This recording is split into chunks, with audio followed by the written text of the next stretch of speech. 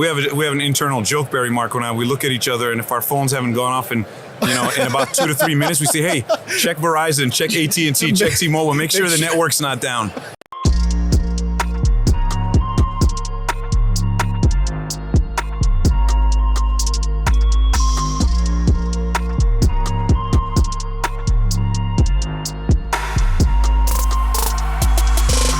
Welcome to Digital Hospitality. I'm your host, Sean Walchef. This is a Cali BBQ media production coming to you from the National Restaurant Association show in Chicago. 55,000 restaurant-obsessed professionals, 2,200 vendors, 12 football fields.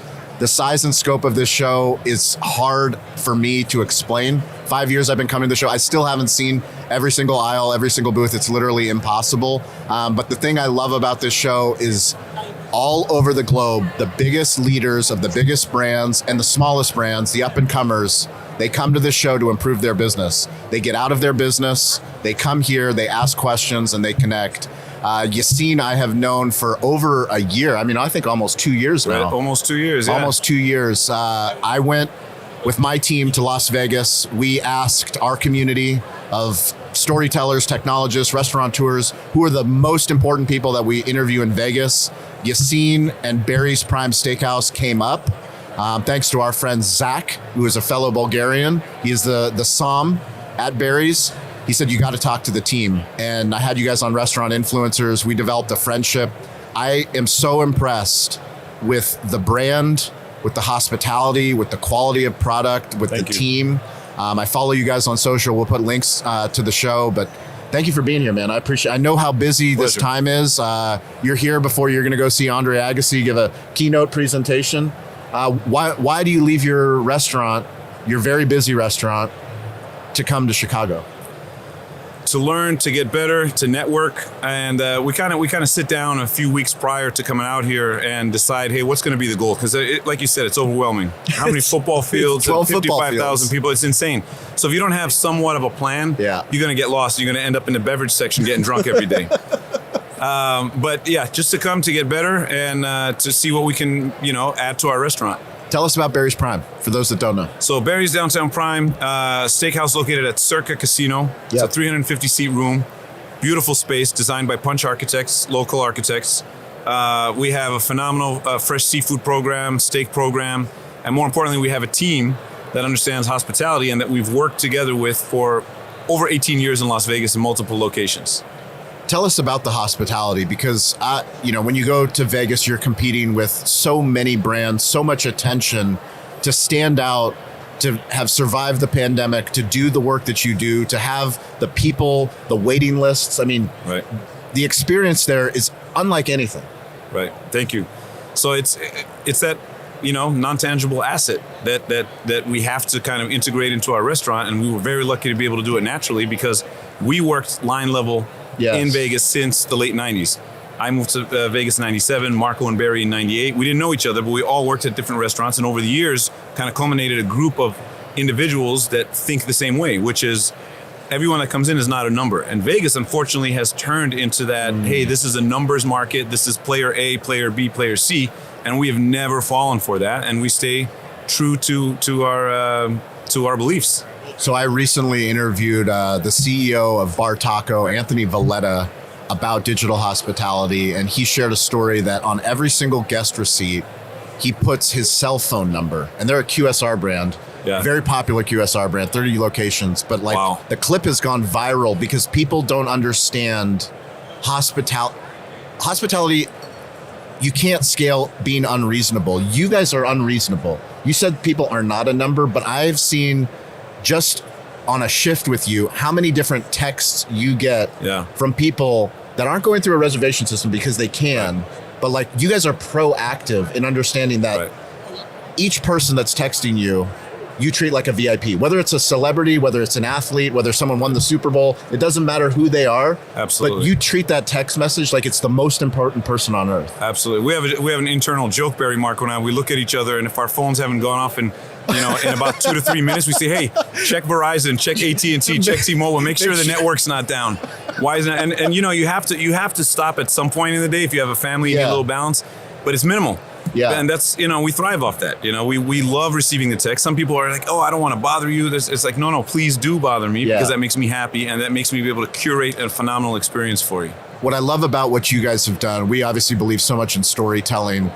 You and Marco and Chef Barry and Barry's Prime, you guys are all posting on social. Yeah. You're all telling different perspectives of why you do what you do, how you see your day, how they see their day. You're posting on stories. Why is it so important? Like, how did you learn the art of doing it? We were grassroots. What's the actually for those watching and listening that have successful brands? They're like, oh, that's the marketing team's job. What's the ROI of doing social storytelling? As an owner, people want to see your side of things and the behind the scenes. Yes. And we just do it naturally. We did it for fun. We didn't do it because, we should show people the kitchen or show them the office. Yeah. We want them to see how we are as a group of individuals. And Barry, Marco, and I are in the restaurant. We may argue about one or two things, but at the end of the day, it's like a family of three dudes running a restaurant. Yes. And when I'm filming in the kitchen or in the office or when we're here in Chicago, people are like, this is what these guys are really like. People want to know who you are. Yes. They don't care what your title is. They don't care what restaurant you run. They want to know who you are. And that's why they say, I'm going to Vegas. That's why we call the restaurant Barry's, actually. We were thinking about names back in 2018. And we were coming up with all these names. We actually paid a marketing company to come up with names. And we're like, wait a minute. Over all of the years at every restaurant we worked at, no matter what it was called, 9, Scotch 80, all of our regulars would say, hey, we're going to go see Barry. We're going to Barry's. Yes. That's what they would say because Barry was the executive chef coming out and seeing them. So we're like, Marco and I are like, dude, no brainer. Call the place Barry's. And it stuck. It's absolutely incredible. Not only do you guys as ownership, but then you have Zach Vasilev, who he's posting as a somm, an expert somm that pours insane bottles, and they're going viral because he's sharing his expertise. 100%. But like, can you talk to the brands out there that are so fucking worried about, well, we can only post from our account. Like, I don't want, the somm posting or the chef posting. Like, I want as many people from my restaurant posting as possible. Absolutely. And listen, when there is a problem, those people who worry about that, I understand where they're coming from. But if there's a problem, it's so easy to nip in the bud. It's a simple conversation. Right. And even though we're a small restaurant, but we have 110 employees total. So you do have to manage that. Yeah. But once there's a certain level of maturity and understanding, and the end goal is the same. He wants to network. He wants to show people what he does behind the scenes, which helps us, helps his brand, helps our brand, and we're happy about it. It's amazing, man. It's I think you guys are putting on a modern hospitality masterclass in a fine dining environment that is in Vegas, which is high stakes. What's next? Like, what are you working on? I know you had some plans the last time we were on the show. We're here specifically to work on two things that we need to grow in the restaurant. Okay. We need to work on everything AI related. Yes. And even a year ago and 2 years ago, and when I came here 3 years ago, we didn't understand what that meant for us. We were just like, AI is out there. We need to integrate AI. We didn't know how. Now I know for a restaurant of our level where we want to use AI. It's all in systems. It's all in helping with purchasing and with inventory and things like that. And we want to integrate it into our online and social media presence. Keywords and search engines and all of that good stuff. So we know we want to do that, and we want to grow our group dining business. So we're here to kind of research what's new and trending that can help us with that part of the business. That's amazing. One of my favorite parts of the digital hospitality show is learning about the personal tech stack. So are you iPhone or Android? I am iPhone. What version? I couldn't tell you. When was the last time you upgraded? It's the newest one. I have the newest phone. Okay. Is it 17? 17, yes. I just got the newest phone. I used to be BlackBerry, though. I don't know if that matters. Yeah, it does matter. Yeah, 100% it matters. What carrier? I just switched to AT&T. Why did you switch? For one reason only. You've been to Barry's. I have. You have to go down the escalators. Yes. We're in the dungeon of Circa, which is a good thing because we have the entire bottom floor to us. It's phenomenal. The bad thing it's is cell phone reception, depending on which carrier you have. Verizon worked excellent for me everywhere except for in the dungeon. Being that we spend most of our time in the restaurant, I switched. That's why I switched to AT&T. You hear that? You hear that? Verizon and AT&T. AT&T just acquired a new customer. That's amazing. Phone calls or text messages? Texts all day. Texts all day. Yeah. Voice to text? I voice to text. Really? Yeah. It works well for you. 80% of the time, I would say. I don't do it in public settings because I don't want to be that annoying asshole. But at home or in the restaurant, in the wine room, in the office, voice to text. In the middle of, let me put it this way, between 5 and midnight, voice to text in the back of the house because it's quicker for me. Yep. Do you prefer taking photos or videos? I would say I do a lot of videos. Videos? Yeah, I do videos. I post mainly videos, What's your favorite social platform? Instagram. Instagram. Yeah. How many emails do you get a day?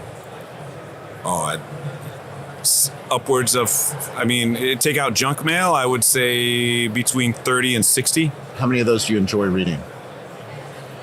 5 to 8. 5 to 8. Yeah, do you use 5 to 8. Apple Maps or Google Maps? I use Google Maps. Google Maps. How do you listen to music? Spotify. When Yeah. did you first learn about Google? About Google? Yeah. When people started saying I'm going to Google it, and I was Yahooing it. What did you Google first? Oh, I would have to say it was probably something to do with music or one of my favorite bands. I probably Googled where's Metallica's next concert or something like that. Which platform and when did you first realize that posting on social actually helps your business?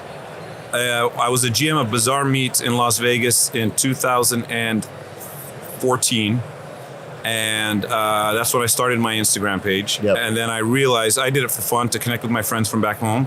And I realized by looking at other restaurants' accounts that it would be absolutely insane not to take full advantage of social media platforms. And that's when I started. What's your notification management? Like, are you inbox zero for emails, or like how many emails? If we look at your phone right now. We use Outlook. Okay. And I like to see every single email. I don't care how bad it is, how junk it is. I step to the side and I skim through emails multiple times a day. So you inbox zero. By the time you're end of the day, you'll have nothing in your inbox? For the day. For the day. Yeah, but every once in a while I'll skip. My inbox gets built up. But your text messages will never get built up. No. So when I'm on a trip like this, I may be 16 to 18 hours behind from time to time. It happens every once in a while. Yeah. Very rarely. It's hard though. On vacation, if I take a 10-day vacation, 2 to 3 times a day, I make sure I sit down for 10 minutes and respond to everyone. What is your advice for any new fathers in hospitality? Before becoming a father, make sure that the mother is going to be okay with your schedule. What have you learned about your schedule now that you're a dad? I've gotten much better at time management, and I've gotten better at delegating. Yeah. I used to hoard tasks, and I used to be, no one's going to do it as good as me, which is not true. People do the tasks way better than me. Yep. And I've learned to delegate and to block time periods of longer than 15 minutes. Like the Franklin calendar is 15 minutes schedule. Now I go during the day, especially by the hour, because I like to spend at least a full hour with the little guy in the morning before I start work. I love it. Yeah. Anything that you use that's useful to you that you don't think? Actually, ChatGPT, Claude, or Gemini, what do you use? ChatGPT right now, but after one of the info sessions yesterday, I'm going to get my hands dirty with Gemini on the fly. Yes. Yeah. Gemini is incredible. Yeah. Are you guys posting on YouTube? We are not. Barry's is not posting on YouTube. You have to. That's we what I'm literally hearing, spent a day at Google. Yeah. We are grateful that we get invited to these events, but Google could not be more important. It has nothing to do with the views. It has to do with discovery and LLM search. Yep. So you're already posting on Instagram. Put that on YouTube Shorts. There you go. That's why we're here in Chicago. I just learned something else. There it is. What do we need to order when we come eat? You go with the classics first time. You go with the classics that Chef Barry's been cooking since his days at Nine Steakhouse. You start with the ravioli, short rib ravioli. Yep. And the Philly cheesesteak egg rolls. You go into a second course and you ask the server, and the servers know how to do this because Barry cooks for people like this all the time. You go to a small salad, small soup. Instead of doing a full onion soup or full lobster bisque and a garbage salad, which is his signature salad, you do a small portion of that. Yeah. Then you roll into lamb chops, Dover sole, and Barry steak, which is the rib cap. Family style. I'm assuming you're coming in with a party of 3 or 4. Always. And then desserts, you do a tableside flambé, which either myself or Marco or one of the management team members are going to come and do for you. And you have to do the Oreo ice cream cake. Oreo ice cream cake. It's a must. There it is. If you guys are watching, listening, we do live shows every single Wednesday, Friday. It's called Rising Tides Live. Send me an email, Sean at CaliBBQ.media. We will invite you onto the podcast. When you go to Vegas, book time at Barry's. I promise you, you will not regret it. Yassine, I really appreciate the time, man. My pleasure, man. The time, the friendship. I respect the hell out of what you guys are building and can't wait to see what you continue to do for this industry. Thank you. Appreciate you, man. As always, guys, stay curious, get involved, get out of your restaurant, come to Chicago, make sure 2027 you are here. We want to meet with you. We'll see you guys at Barry's. Yes, sir. Let's go. Thanks. Thank you for watching. Thank you for listening. If you've made it this long, you are part of the community. You're part of the tribe. We can't do this alone. We started, no one was listening. Now we have a community of digital hospitality leaders all over the globe. Please check out our new series called Restaurant Technology Substack. It's a Substack newsletter. It's free. It's some of our deep work on the best technology for restaurants. Also, go to YouTube and subscribe to Cali Barbecue Media. Cali BBQ Media on YouTube. We've been putting out a lot of new original content. Hopefully you guys like that content. If you want to work with us, go to betheshow.media. We show up all over the United States, some international countries. We would love to work with you and your growing brand on digital storytelling. You can reach out to me anytime at Sean P. Welchef on Instagram. I'm weirdly available. Stay curious, get involved, and don't be afraid to ask for help. We'll catch you next episode.